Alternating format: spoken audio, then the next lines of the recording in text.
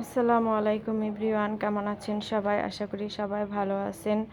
তো এটা হচ্ছে কিছুদিন আগের একটা ভিডিও, আপনাদের সাথে শেয়ার করি। ওই দিন সব বোনেরা আর ভাগ্নিরা আবদার করেছে যে তারা ফলের জুস খাবে।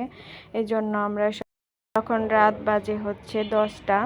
তো আমরা হাঁটতে হাঁটতেই যাচ্ছিলাম এনাম মেডিকেল হসপিটালের ওইদিকে, কারণ এনামের ওইদিকেই সব কিছু বেশিরভাগ পাওয়া যায়, কারণ সাথেই তো হসপিটাল।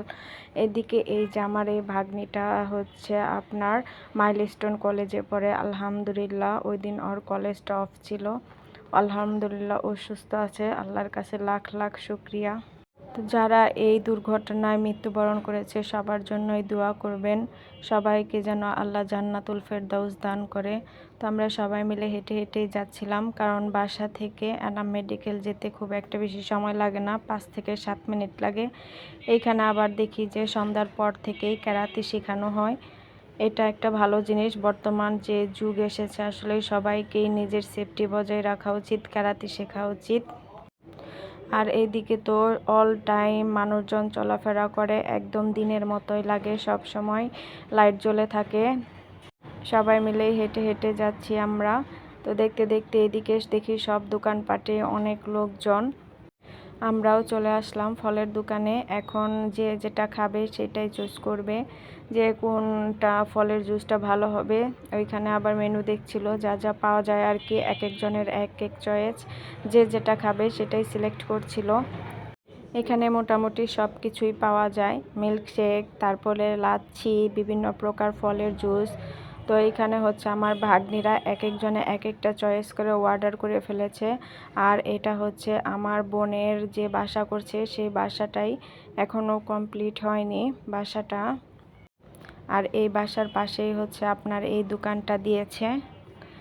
কেন জানি একদমই ভালো লাগছিল না, ভয়েস দিচ্ছি তারপরও কেন কেন মনের ভিতরে একটা অশান্তি কাজ করছিল, কারণ গতকালের যে ঘটনা সেটা যতবারই ফেসবুকে আসি ততবারই পোস্টগুলো দেখি আর মনটা কেন যেন খারাপ হয়ে যায়। আলহামদুলিল্লাহ আমার ভাগ্নেকে আল্লাহ সুস্থ রেখেছে। কত মায়ের বুক যে খালি হয়ে গেল তা বলার ভাষার বাইরে। যাদের চলে গিয়েছে একমাত্র তারাই বুঝে যে কতটা কষ্ট। তো এখানে আমরা মিস্টার জুসে চলে আসছি, এখানে আমরা জুস খাবো সবাই মিলে। আর এই ভিডিওটা কিছুদিন আগেরই ছিল, আজকে আমি এডিট করে ভয়েস রেকর্ড করলাম।